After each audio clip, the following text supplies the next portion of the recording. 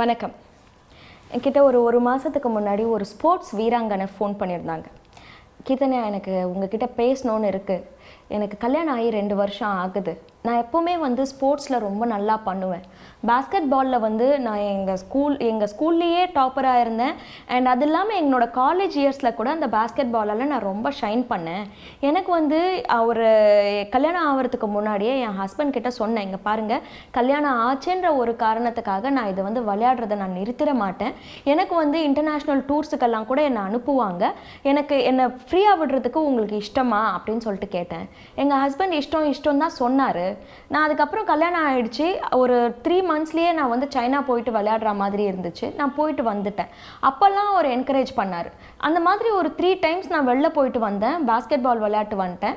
அதுக்கப்புறம் சடனாக பிரச்சனை பண்ண ஆரம்பித்தார். நீ ஏன் நீ பாஸ்கெட் பாலுக்கு போனால் கூட உங்கள் கோச் கூட்டெல்லாம் பேசுகிற, அவர் ஆம்பளை தானே, ஏன் நீ மென் பாஸ்கெட் பால் டீம் கிட்ட நீ ஏன் பேசிக்கிட்டு இருக்கேன்? நான் பேசுகிறத நிறுத்தவே முடியாது கீர்த்தனா. ஏன்னா நாங்கள்லாம் ஒன்றா சேர்ந்து போகிறோம். அப்படி இருக்கிறப்போ அவங்க நிறைய டிப்ஸ் கொடுப்பாங்க, இப்படி விளையாடுங்க அப்படி விளையாடுங்கன்னு சொல்லிட்டு. அப்படி இருக்கிறப்போ நான் எப்படி விளையாடாத இருக்க முடியும், எப்படி பேசாமல் இருக்க முடியும்? நான் அவர்கிட்ட இல்லை, இதை போய் தான் ஆகணும் அப்படின்னு. அதுக்கப்புறம் அதுவே எங்களுக்குள்ள ரொம்ப பெரிய சண்டையாக வர ஆரம்பிச்சிடுச்சு. ஒரு பாயிண்டில் அவர் சொன்னார், நீ விளையாட போகிறேன்னு நினச்சப்போ ஏதோ 1 வருஷத்துக்கு ஒரு வாட்டி போவேன், 1 வருஷத்துக்கு 2 வாட்டி போவேன்னு நினச்சேன். நீ என்னடானா மாதத்துக்கு ஒரு வாட்டி போயிட்டு வந்துடுற, 2 மாதத்துக்கு ஒரு வாட்டி போயிட்டு வந்துடுற, இதெல்லாம் எனக்கு செட் ஆகலை, நீ இனிமேட்டு போகக்கூடாதுன்னு சொல்லிட்டு திட்டவட்டமாகவே சொல்ல ஆரம்பித்தார். இப்போ எங்கள் வீட்டில் பார்த்தீங்கன்னா, நான் முன்னாடியே சொன்னேன், எனக்கு இன்னும் ஒரு 2 வருஷம் 3 வருஷம் வெயிட் பண்ணுங்க, அப்புறமா கல்யாணம் பண்ணிக்கிறேன்னு சொல்லிட்டு. இல்லை நம்ம இந்த வேலைக்கு அதாவது ஆகணும்னு சொல்லிட்டு அவங்க தான் என்னை ஃபோர்ஸ் பண்ணி, அவங்க தான் மாப்பிள்ளை பார்த்து, அவங்க தான் எல்லாம் கல்யாணம் பண்ணி வச்சாங்க அப்படின்னு சொல்லிட்டு அவங்களோட கதையை டீட்டெயிலாக சொல்லிட்டு இருக்காங்க. அப்போ நான் சில கேள்விகள் கேட்டேன். அப்படி கேட்குறப்போ எனக்கு ரொம்ப ஷாக்கிங்காக இருந்தது. இன்றைக்கி கல்யாணம் ஆகி 2 வருஷம் ஆகுது. ஆனால் அந்த 2 வருஷத்தில் இவங்க நடுவில் ஒரே ஒரு வாட்டி கூட அந்த உடல் உறவுன்றது நடக்கலை. ஃபர்ஸ்ட் நைட்டுன்றதே நடக்கலை கீர்த்தனையா எனக்கு அப்படின்றாங்க. நான் சொன்னேன், ஏமா அந்த மாதிரி இருக்கு அப்படின்னு சொல்லிட்டு கேட்டேன். அவங்க சொன்னாங்க, இல்லை, நாங்கள் கிஸ் பண்ணுவோம், ஆனால் எங்களால் அந்த ஃபைனல் இதுக்கு போக முடியறதில்ல அப்படின்னு சொல்லிட்டு சொன்னாங்க.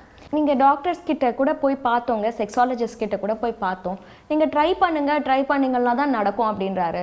நாங்களும் எதனா பண்ணோம், அதுக்கப்புறமா சரி இது ஒர்க் அவுட் ஆகுதுன்னு சொல்லிட்டு விட்டுட்டோம் அப்படின்னு சொல்லிட்டு ரொம்ப வெள்ளந்தியாக சொல்லிட்டு இருந்தாங்க.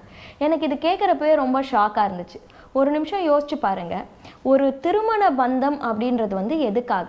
துணைக்காக, ஃப்ரெண்ட்ஷிப்புக்காக அப்படின்னு சொல்லிட்டு நம்ம நினச்சோம்னா, இன்றைக்கி பெஸ்ட் ஃப்ரெண்டுக்கும் எவ்வளோ பேர் பெஸ்ட் ஃப்ரெண்ட்ஸாக இருக்கலாம். ஆனால் அத்தனை பேர் பெஸ்ட் ஃப்ரெண்ட் இருந்தாலும் ஒரு கணவனை தனிப்படுத்தி காமிக்கிறதும் ஒரு மனைவியை தனிப்படுத்தி காமிக்கிறதும் என்னது?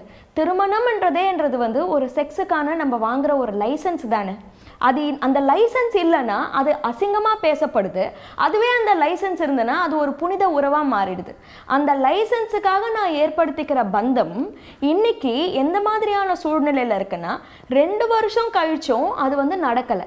இப்போ இந்த பொண்ணு அவங்க அப்பா அம்மா கிட்ட சொல்கிறாங்க, இந்த மாதிரி நடக்குது அப்படின்னு சொல்லிட்டு. அப்பா அம்மா கொஞ்சம் பரிதவிக்கிறாங்க, ஐயோ அப்படின்னு சொல்லிட்டு. ஆனாலும் அவங்க கேட்குற கேள்வி என்னன்னா, நீ ஏதோ தப்பு பண்ணுற, அதனால தான் இப்படி நடக்குது, நீ அட்ஜஸ்ட் பண்ணு அப்படின்னு சொல்லிட்டு சொல்கிறாங்க. இது எந்த வகையில் நியாயம்? அந்த அப்பா அம்மா யோசிக்க வேண்டாமா? இந்த ஒரு உறவுக்காக தான் நான் ஏற்படுத்தி கொடுத்துருக்கிறேன், அதுவே நடக்கலைன்றப்போ இங்கே ஒரு பிரச்சனை இருக்குது அப்படின்னு சொல்கிறப்போ தான் பொண்ணுக்கு சப்போர்ட் பண்ணணுமா இல்லை மாப்பிள்ளைக்கு சப்போர்ட் பண்ணணுமா? ஓகே, இப்போது அந்த பொண்ணு என்ன சொல்கிறேன்னா, என்கிட்ட சில விஷயங்கள்லாம் சொன்னேன், இப்படியெல்லாம் நடக்குதுங்க, இப்படியெல்லாம் நடக்குதுன்னு சொல்லிட்டு. அந்த விஷயங்களை கேமரா முன்னாடி சொல்ல முடியாது, அதனால் நான் சொல்லலை.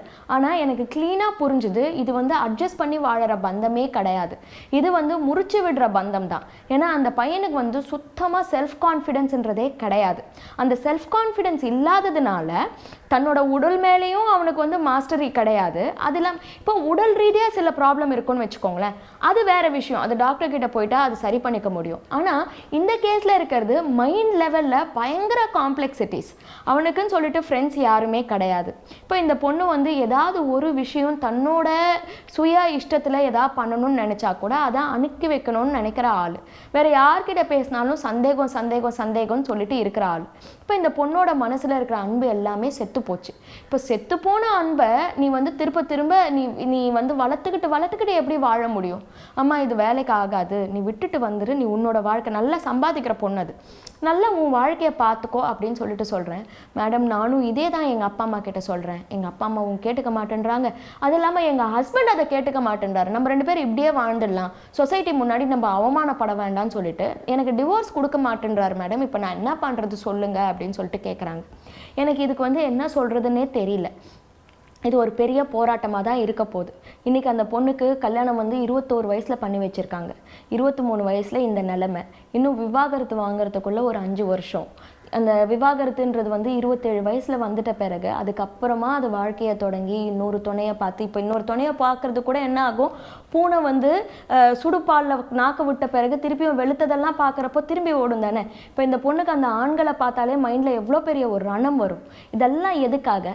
தன் வாழ்க்கையை யார் சம்மந்தப்பட்டாங்களோ அவங்க முடிவெடுக்காமல் யாரோ பின்னாடி இருக்கிறவங்க முடிவெடுக்கிறதுனால தானே வருது. இன்றைக்கி நம்ம சமுதாய காவலர்கள், நான் சொல்கிறத பற்றி ஏதாவது தப்பாக கூட நினச்சிக்கலாம், ஆனால் நான் ரொம்ப சிம்பிளாக ஒரு கேள்வி கேட்குறேன். நீங்கள் ஒரு ட்ரெஸ்ஸு வாங்குறதா இருந்தால் கூட ஒரு சூப்பர் மார்க்கெட்டுக்கு போனீங்கன்னா அந்த சூப்பர் மார்க்கெட்டில் அந்த ட்ரெஸ்ஸை போட்டு பார்க்காத வாங்கிடுவீங்களா? அது பார்த்தோன்னே இது நல்லா இருக்குதுன்னு சொல்லிட்டு வாங்கிட்டு போயிடுவீங்களா? 6 மாதம் போட்டுட்டு தூக்கி போட போகிற ஒரு ட்ரெஸ்ஸுக்கே அவ்வளோ வாட்டி போட்டுட்டு கண்ணாடியில் இந்த பக்கம் பார்த்துட்டு அந்த பக்கம் பார்த்துட்டு அதுக்கப்புறம் எனக்கு அது சைஸ் ஃபிட்டானால் மட்டும்தான் நான் போவேன், நான் போடுவேன், நான் அது வாங்குவேன். 600 ரூபாய் ட்ரெஸ்ஸு. அதுக்கே நம்ம இவ்வளோ பார்க்குறப்போ 40 வருஷம் கூட சேர்ந்து வாழ போகிறேன் அப்படின்றப்போ இந்த கணவன் இந்த மனைவி எனக்கு ஒத்து வருமா அப்படின்னு சொல்லிட்டு நம்ம பரிசோதித்து பார்க்காம எப்படி நம்ம அந்த அந்த உறவு முறையில் இறங்கிடுறோம். ஒரு கொஞ்ச நாள் பழகுவோம், பேசுவோம் அப்படின்றதெல்லாம் இல்லாமல் ஏதோ ஒரு சடங்கு பண்ணோம், நிச்சயதார்த்தம் பண்ணோம், அதுக்கப்புறம் கல்யாணம் பண்ணோம், அதுக்கப்புறம் அப்படியே அந்த உறவு அப்படியே லைலா மஜ்னு உறவு மாதிரி, தேவதாஸ் பார்வதி உறவு மாதிரி அது அப்படியே இருக்கணும் அப்படின்னு சொல்லிட்டு எதிர்பார்த்தோம்னா அது எப்படி முடியும்? ஸோ இந்த காலகட்டத்துக்கு ஏற்ற மாதிரி பெற்றோர்கள் தயவு செஞ்சு உங்களை மாற்றிக்கோங்க. இந்த மாதிரி ஒரு பலன் தராத உறவில் இருக்கிற பெண்கள் நீங்களாக இருந்தீங்கன்னா தைரியமாக ஏதாவது ஒரு முடிவை எடுத்துகிட்டு நீங்கள் வெளியில் வந்தீங்கன்னா தான் உங்களுக்கு வாழ்க்கையை தவிர, அதாவது எக்கனாமிக்கலி நீங்கள் இண்டிபெண்ட்டாக இருந்தீங்கன்னா, இல்லை எனக்கோ ஒரு நாள் இவர் மாறுவார், எனக்கோ ஒரு நாள் இவர் மாறுவாருன்னு சொல்லிட்டு பகல் கனவு கண்டுட்டு இருந்தீங்கன்னா வாழ்க்கை உங்கள் கண்ணு முன்னாடி இப்படி போயிடும். ஸோ தைரியமாக முடிவெடுங்க, அந்த முடிவில் நிலச்சி நில்லுங்க. ஸோ நாளைக்கு திரும்ப பார்க்கலாம். நன்றி, வணக்கம்.